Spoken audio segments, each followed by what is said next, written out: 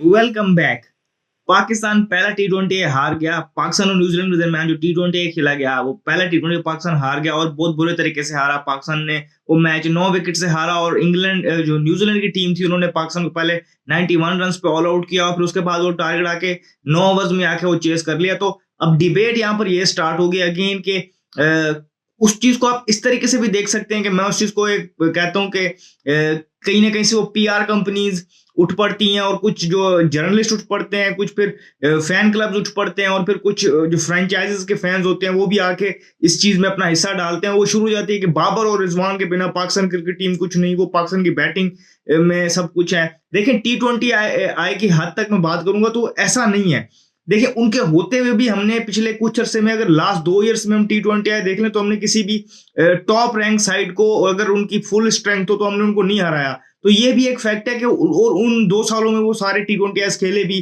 फिर आप जाके देखें तो 2024 वाला टी20 वर्ल्ड कप उसमें भी वो दोनों मौजूद थे तो परफॉर्मेंस पाकिस्तान की कहाँ थी। तो ऐसा नहीं है। अब इस टी20 की हद तक अगर आप देखें तो परफॉर्मेंस को डिफेंड कोई नहीं कर रहा। 91 रन पे ऑल आउट होना ये किसी भी सूरत काबिल कबूल नहीं है। लेकिन एक चीज देखी जा रही है यहाँ पर ये कि एक्सपेरिमेंटेशन हो रही है और एक्सपेरिमेंटेशन बेहतर है।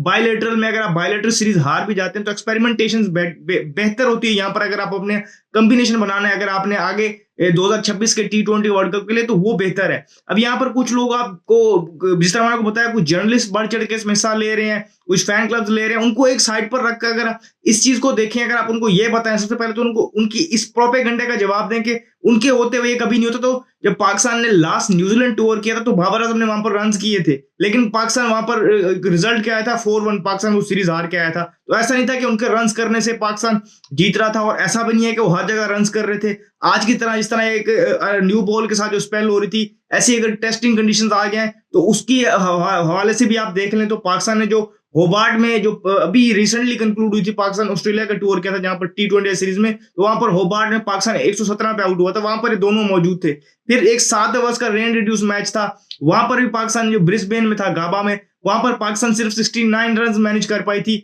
7 ओवरों में और पाकिस्तान के वहां पर भी 7 आउट हो गए। तो कोलैप्सिस वहां पर भी मौजूद थे, इनके होते हुए भी हो रहे थे। तो आप इस यंग टीम के ऊपर चढ़ दें जहां पर आपके पास ऑलरेडी टीम में 3 डेब्यूटेंट हो और जो बाकी भी बैटिंग लाइन में आप देखें तो उसमें भी प्लेयर्स के पास कोई इतना बड़ा लंबा चौड़ा एक्सपीरियंस नहीं है टी20 क्रिकेट का और इंटरनेशनल क्रिकेट का। तो आप उन पे चढ़ दौड़ रहे हैं, ये भी ठीक नहीं है। और क्रिटिसाइज एक हद तक करें, लेकिन आप उन 2 प्लेयर्स को लेके आके आपने डिबेट शुरू कर दी कि उनके बगैर बैटिंग लाइन नहीं है। तो मैंने आपको फैक्ट चेक दिया कि ऐसा भी नहीं है कि सिर्फ वो होते थे तो कुछ हम बड़ा कर रहे थे, रिजल्ट्स नहीं आ रहे थे, इसकी वजह से हमने ये चीज चेंज की है। देखें अगर उस अप्रोच के साथ रिजल्ट नहीं आ रहे थे और इस अप्रोच के साथ अभी पहला मैच हुआ और रिजल्ट अगर नहीं आते तो भी बेहतर अप्रोच ये है कि अगर आप आगे की तरफ देखें, अगर उनको भी टीम में वापस आना है तो उन्होंने अपनी गेम को इंप्रूव करना है। जो मॉडर्न डे क्रिकेट की रिक्वायरमेंट्स है उनको मैच करना है। मॉडर्न डे की क्रिकेट रिक्वायरमेंट के हवाले में स्मार्ट क्रिकेट भी आती है कि अगर फ्लैट ट्रैक है, अगर अच्छा बैटिंग सरफेस है तो आप उस पर ऑल आउट जाएं और आप जिस तरह उन्होंने आज अप्रोच दिखाई ये दिखाएं। लेकिन अगर थोड़ी सी टेस्टिंग सरफेस है तो आपको थोड़ी सी टेक्निक भी अप्लाई करनी होगी। लेकिन ये जो है डीप डाउन एनालिसिस वाली बात है, अगर आप उसको अगर सरफेस पे अगर जो एनालिसिस करके देखें तो वो इस तरीके से है कि अभी ये सारे लड़के यंग हैं, सिलेक्शन भी अभी कुछ प्लेयर्स की इतनी ठीक नहीं हुई। तो ना सिलेक्शन को मैं डिफेंड कर रहा हूँ, ना मैं बोर्ड को डिफेंड कर रहा हूँ, ना मैं पाकिस्तान क्रिकेट टीम को डिफेंड कर रहा हूँ। लेकिन इस पॉइंट को मैं यहाँ पर बरमला कहने के लिए तैयार हूँ कि ये हल नहीं है जो ये लोग फौरन उठ के देना शुरू हो जाते हैं और दुआएं कर रहे होते हैं बल्कि बैठ के कहीं ना कहीं ये सारी टीम फ्लॉप हो, बैटिंग पाकिस्तान की फ्लॉप हो और हम वो एक मखसूस प्रोपेगेंडा लेके ऊपर आ जाएं और फिर बात करने लग जाएं। तो ऐसा नहीं होता। कुछ लोग यहाँ पर ये कहना शुरू हो जाते हैं कि भाई बाबर आजम हमारे पास में बड़ा स्टार है, तो हमें स्टार्स की नहीं, हमें टीम प्लेयर की जरूरत है जो टीम को मैच जितवा सके। इसमें कोई शक नहीं, उनकी परफॉर्मेंसेज है, ओडीआई क्रिकेट में उनका ड्रॉप होना नहीं बनता। लेकिन टी20 की हद तक जब तक वो अपनी अप्रोच और अपनी वो मेंटेलिटी उस लेवल तक नहीं लेके आते तो बाबर और रिजवान का टीम में आना बनता नहीं है।